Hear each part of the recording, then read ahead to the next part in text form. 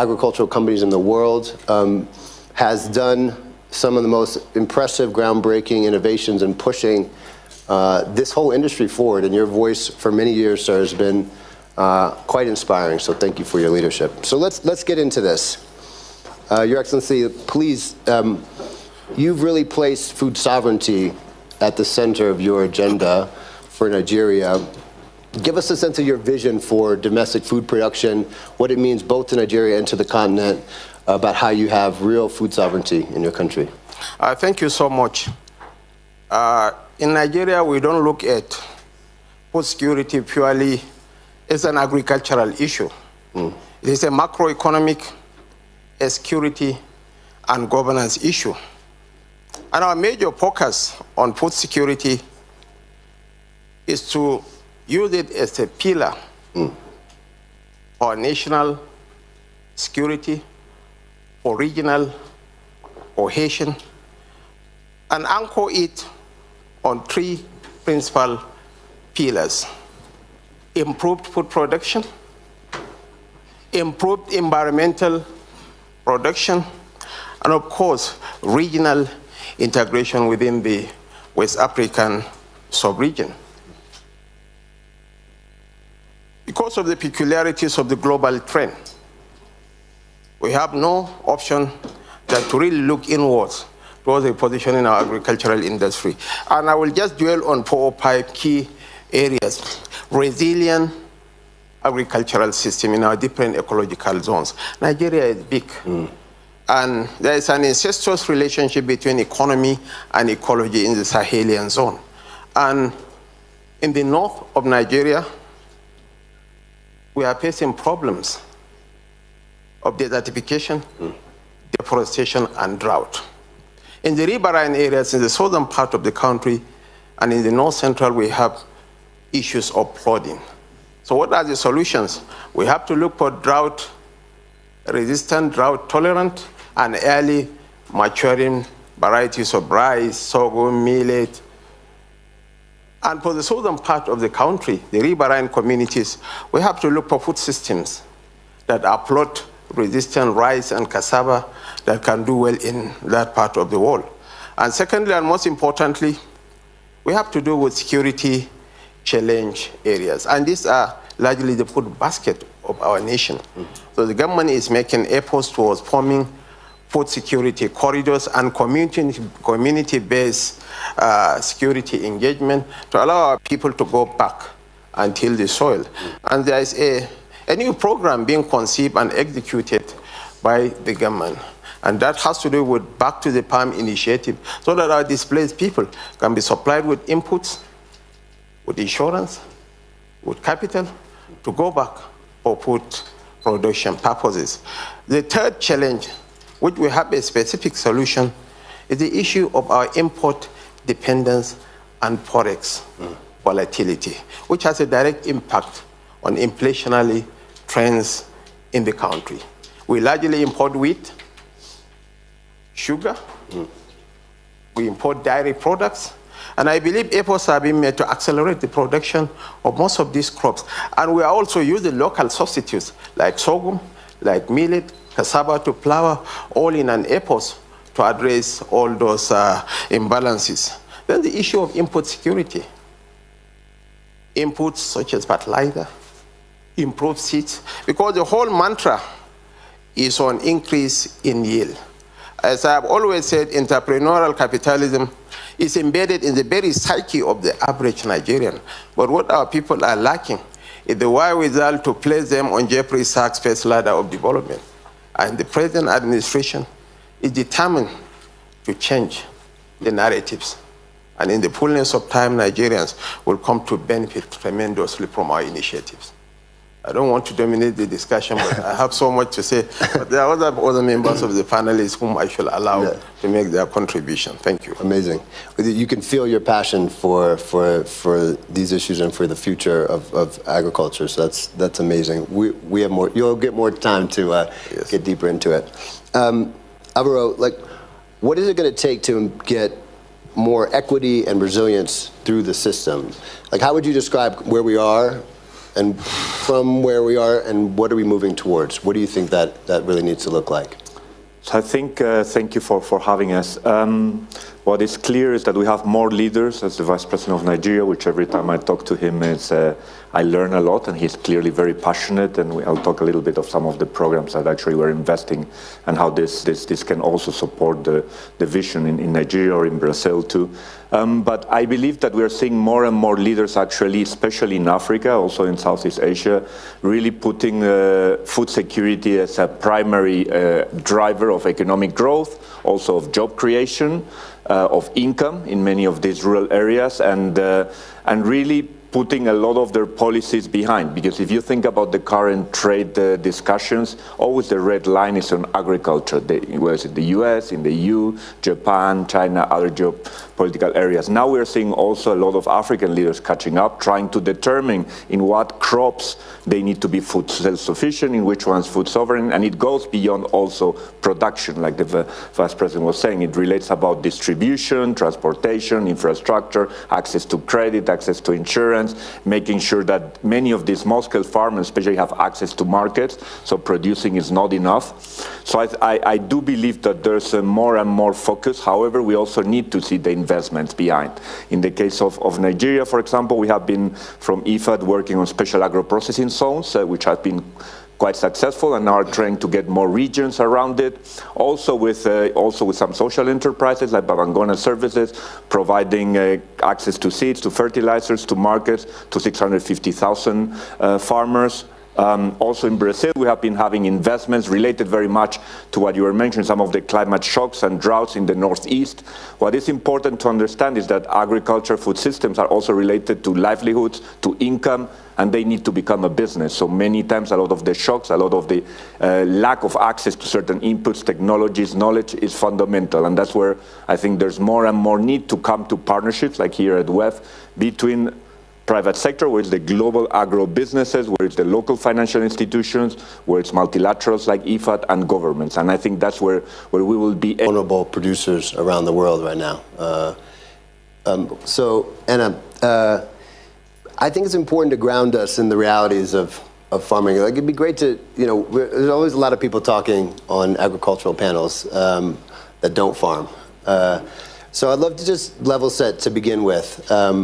What are the biggest challenges that you face? What are the risks and things that keep you up at night? And what do people don't really understand about what it means to make a livelihood as a producer? Thank you, Sam. Thank you for having me.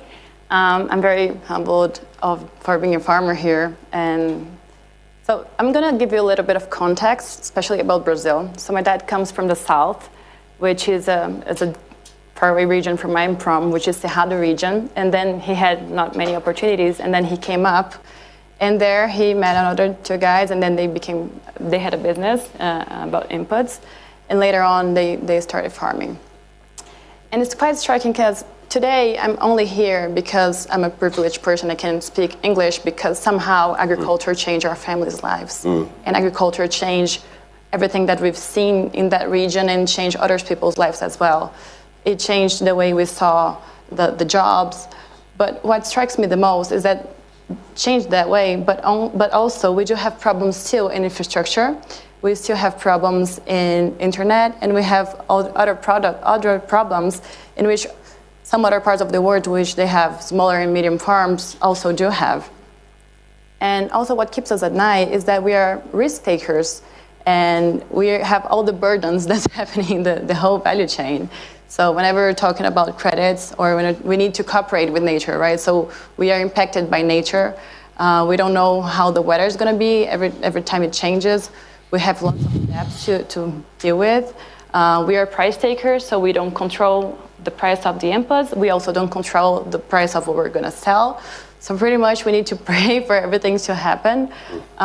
We also do have lots of problems, and not listening that too much here because we're hearing lots about AI, but about labor. So still, it's something that strikes us. And especially in medium, smaller farms, you still need manual work. And some people still need some literacy in terms of digitalizing things. It's not that easy, even though you have ChatGPT nowadays. Some people don't know how to do some math. So there are some very, very basic stuff that we don't get yet in terms of how it is to be a farmer and how passionate people are about that, because that's your relationship with the land. I mean, how many of you would leave the cities to, have a garden or to do something abroad? And have you tried to have some plants? How hard it is to keep it up? So in a farm, it's even harder. And it's also hard to be a leader while you don't have that much infrastructure. Also, we do have a problem with the public image of being a farmer nowadays, and we also have this polarized world in which if you don't see that farming is a dignified thing to be doing, so why would people be attracted to?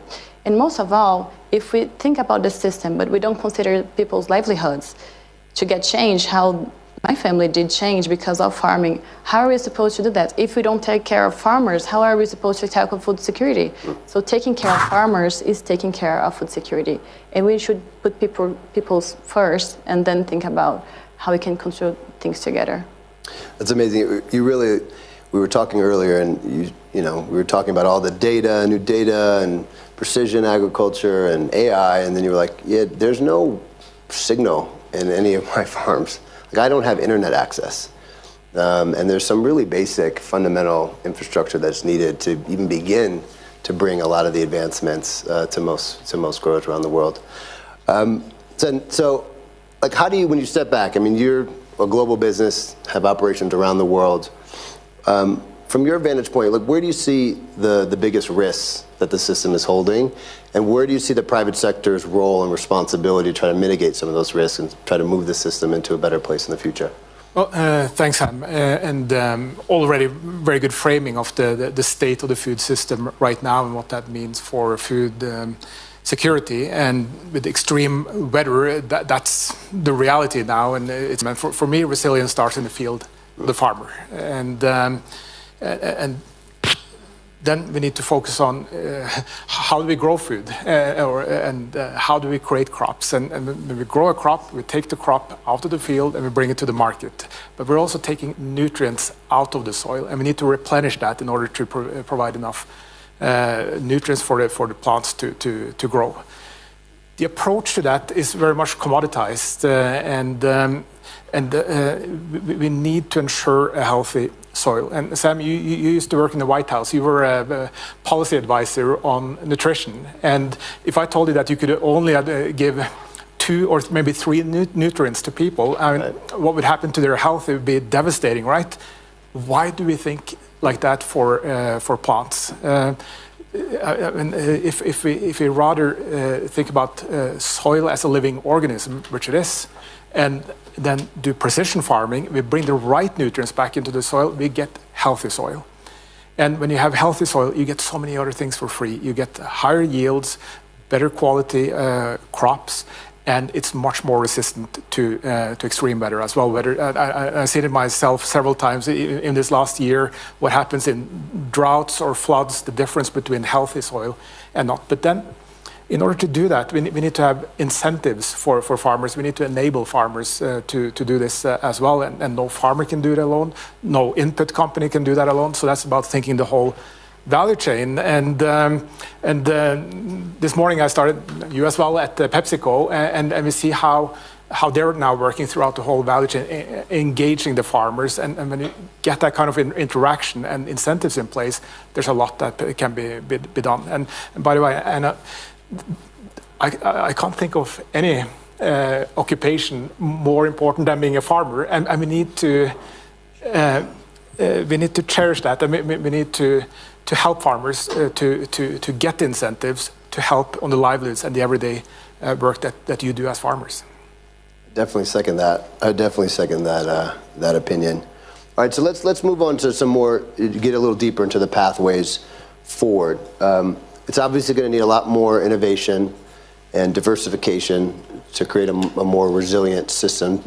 We're going from the most stable 10,000 years on the historical record of on planet Earth. We just got really lucky, right? We've been living in a time of just really stable weather with plentiful resources of soil and water, cheap energy, and now we're moving into a highly volatile time of extreme weather, dwindling soil, we're running out of water.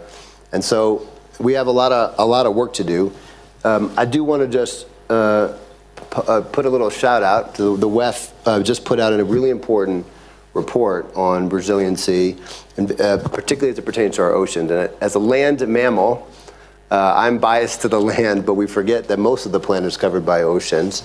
And so investing in blue foods, innovation and partnerships for impact is part of, we're all sort of land focused, but fisheries are foundation to about 1 billion people's livelihoods and sustenance on planet Earth. And so this is a really important part of the dialogue. So what do you think is fundamental in Nigeria to improve the economic outcomes and the long-term resiliency for farmers and fisher? Well, it's a very interesting issue because we have to move from, there has to be a paradigm shift in our attitudinal disposition as leaders when it comes to agriculture. Hitherto, we used to treat it as some sort of a welfareist model. There has to be a system-based approach anchored on science and technology and affordability. Some of the issues that are agitating the minds of our people has to do with that there has to be a shift from subsidies to increment in income and productivity. As I've always said, the whole mantra is on increase in yield. And this entails embracing improved seeds, right, fertilization, improved breeds of fish, good waterways, and most importantly, there has to be access to finance, insurance, and the small-scale fishermen and the small farmers are at the highest risk. But in Nigeria, for instance, the government, through the instruments of the Bank of Agriculture and NISAL, were able to come up with a blend of financial instruments with affordable insurance and so many beautiful financial products for the farmers to have access to credit, because without credit, without support, they cannot make much headway. Then the issue of access to land titles and waterways for the fishermen and the farmers. Through digitization and tokenization, our farmers can have access to land titles that will make them eligible to access support from financial institutions. And of course, producer organizations that will make them possible to form cooperatives for the purpose of aggregation, to lowering costs, and for them to serve as some sort of a family organization to pursue their interests across the board. And most importantly, for us in Africa, especially in the light of global trends, intra-African trade has almost become a necessity. There has been some alignments. Now, within Africa, we are trading only 10.7%. Europe is 70%. Wow. Intra-Asian trade is going for 60%. So we have to make efforts under the canopy of the African free trade area to see that we really try to get our things in-house. Beyond the climate shocks, the global supply disruptions is there. Yeah, big time. So I don't want to dwell much on that, but honestly, we have to look inwards and see to it that as Africans, we find solutions to our problems. And honestly, we have no business being poor. Honestly, I'm speaking that if you can plant money, it can grow. So it's all about us embracing modernity. You want to be a farmer there. I'm moving to Nigeria. I'm coming. So all we need is to embrace modernity, improved agricultural practices, fertilization. And before you know it, right now the yield on some of our crops, like rice, 2-3 tons per hectare. In some climes, they produce 10 tons per hectare. The same thing with potatoes. Most of our output is low compared to global standards. So be rest assured that the trajectory, as I've always said, of global growth is based in Africa. And Nigeria will certainly make or mar that destination. 1 out of every 4 Africans is a Nigerian. And by 2050, We'll be the third most populous nation on earth. You walked in the White House. By 2050, we'll be more populous than the United States. Our population will hit 440 million people. I'll be living there long before then, so that's fine. Can I ask you one quick follow-up because of my background in politics? It sounds like that vision must really resonate. Like it sounds like really good politics too. Is this a platform that are out there messaging it, that you're getting really positive response, or do you feel like this is a vision that has a lot of work to do to get people to rally around? Honestly, it's a positive response. It's good politics because ours is a very, very young nation. Yeah. The average age of the Nigerian nation is 16.9. We have to make agriculture enticing. Through agribusiness incubation, through mentoring. I'm a farmer. I'm a practicing farmer. Right. I have some young men under my tutelage whom I'm grooming to embrace farming. Farming is not romantic, it's not attractive, but we are making it so. Look at this beautiful lady, she's a farmer. So I believe that I'm confident about tomorrow. I believe Africa has started getting its acts right. And in the fullness of time, I believe we'll stand on our feet. Yeah. That's amazing. Can you tell us about some of the new models, like fundamentally, maybe one specific example to make it tangible, that you think are really is the model that actually unlocks a lot of this change, growth, stability, and actual economic value to the supply chain, but particularly for the growers who need it most?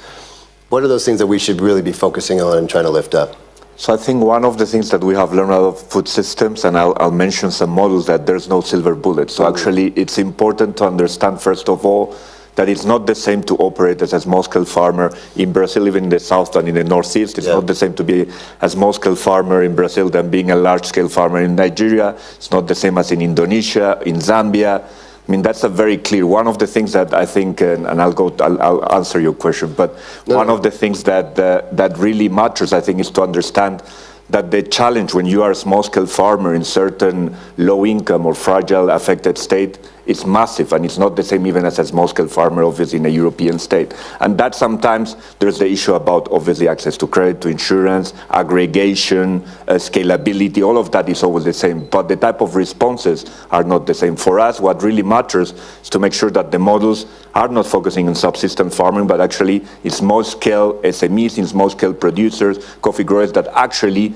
can connect and can even get to the stage where they can export or trade. I mean, if we think, for example, about Africa, the reality is that they are currently importing, in terms of food imports, 70 to 100 billion every year. You can think about the effects, the consequences. You have 10 million young people coming to the agriculture. So there's a huge potential. And I think the issue many times is that it's very complex, and how you bring many of the partners together with the local institutions, the national agriculture banks, the local private sector, the global sector, the multilaterals, the governments, how much the governments invest in infrastructure or actually in extension services. So it's very complex. That's the reality. For us, and I'll give you one model, for example, we're operating actually in East Africa, is bringing, trying to promote climate-smart agriculture practices for small-scale farmers by getting them access to 0% interest rate loans, which is one of the things that we know, that small-scale farmers, the 3-4 years, first years, they don't have the capital to actually turn into regenerative agriculture. They need